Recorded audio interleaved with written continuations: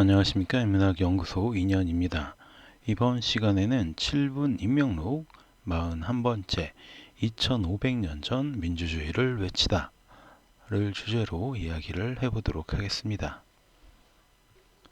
41번째 제목은 페리클레스가 있었기에 아테네 민주주의가 작동할 수 있었다 입니다. 첫 번째, 사자의 태몽과 함께 태어난 아이. 지금과는 물론 다른 형태이기는 하지만 고대 그리스에서부터 민주주의는 존재했습니다.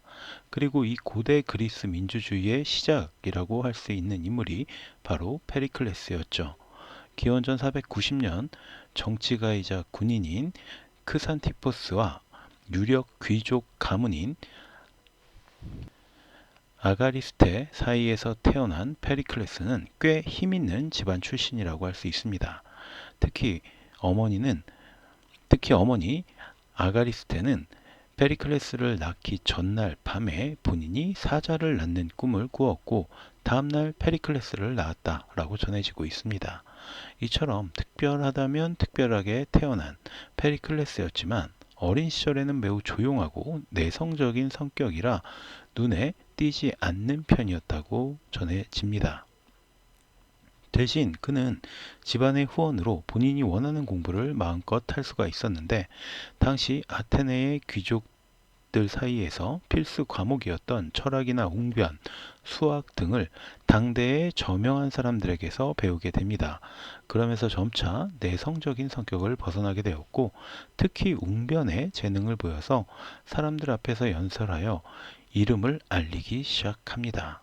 이 당시 아테네는 힘있는 몇몇 귀족들에 의해서 좌지우지가 됐는데 무역을 바탕으로 부를 이룩한 평민들이 이른바 민주파를 형성해서 기존 세력인 귀족파와 서서히 대립을 하기 시작했죠.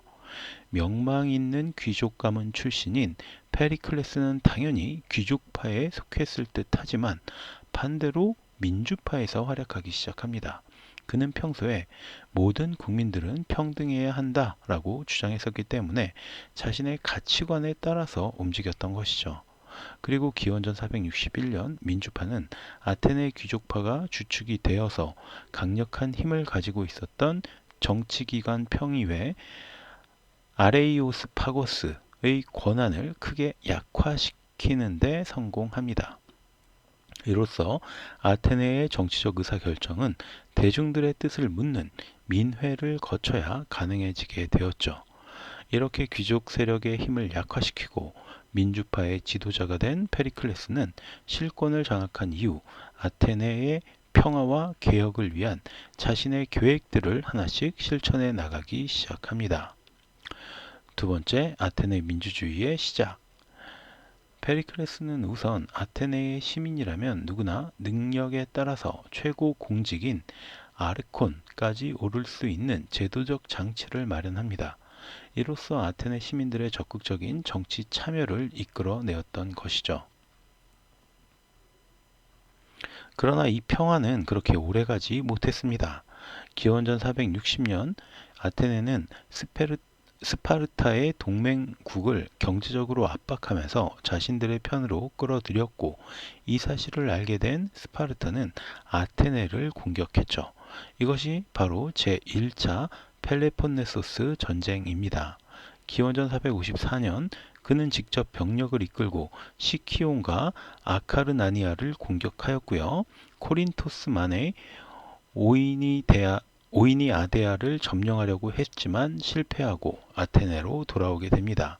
아테네는 아이기나와 테베에서 승리를 거두었지만 스파르타의 강력한 육군을 상대로는 고전을 벌이게 됐습니다.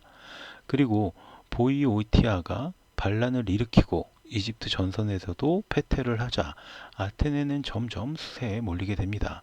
때마침 아테네에서 추방되었던 귀족파의 수장 키몬이 아테네에 복귀하면서 스파르타와 평화협정을 제안했고 결국 아테네는 스파르타와 30년 휴전협정을 맺게 되죠. 당연히 페리클레스의 위상은 낮아졌고 보수파와 민주파의 권력 갈등이 극심해졌습니다. 다만 페리클레스가 보수파의 지도자 투키디데스를 꺾으면서 다시 아테네의 정권을 손에 쥐게 되었죠. 또 외교적으로는 델로스 동맹의 본거지를 델로스에서 아테네로 이전하는 데 성공합니다.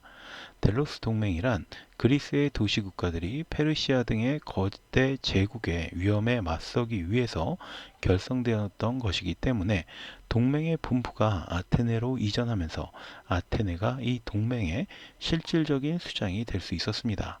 물론 페리클레스는 여기서 더 나아가 가장 큰 위협 세력인 페르시아와 조약을 체결하는 데도 성공하면서 아테네를 비롯한 그리스의 도시 국가들이 안심하고 평화를 즐길 수 있는 기틀을 마련하기도 했습니다. 세 번째, 페리클레스의 죽음. 이렇게 다시 아테네의 국력을 높여가면서 페리클레스는 다시 한번 도약하기 위한 발판으로 스파르타를 압박하기 시작합니다.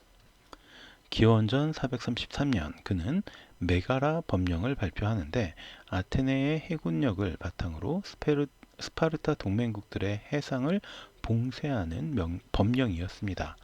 당연히 스파르타는 반발하면서 이 법령의 철회를 요구했고요. 아테네는 이것을 받아들이지 않으며 다시 전쟁이 시작되었는데 이것이 바로 제2차 펠레폰네소스 전쟁입니다. 당시 아테네는 해군이 강하고 스파르타는 육군이 강했기 때문에 페리클레스는 스파르타 군대와 정면으로 맞부딪히지 않고 성문을 걸어 잠근 채로 기다렸다가 해군으로 기습하는 전략을 세웠습니다.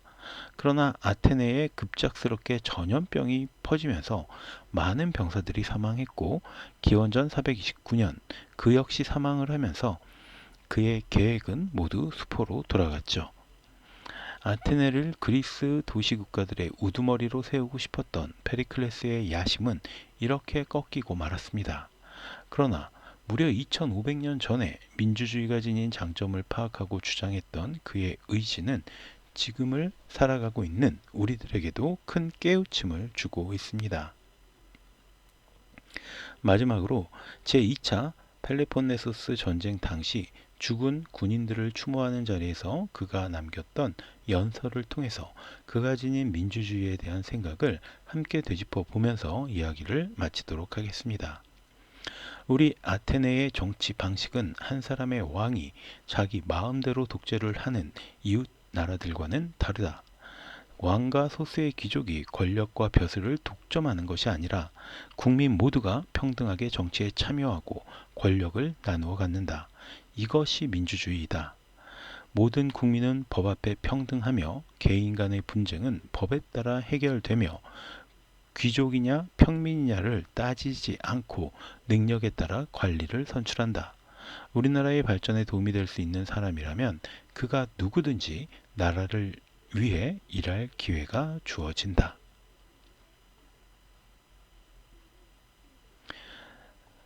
자, 이렇게 오늘 이야기는 모두 마치도록 하겠습니다. 긴 시간 동안 들어주셔서 감사하고요. 저는 다음 시간에 또 다른 컨텐츠로 찾아뵙도록 하겠습니다. 오늘 제가 들려드린 이야기가 여러분의 흥미와 호기심을 조금이라도 만족시켜 드렸다면 구독과 좋아요도 부탁드리겠습니다. 감사합니다.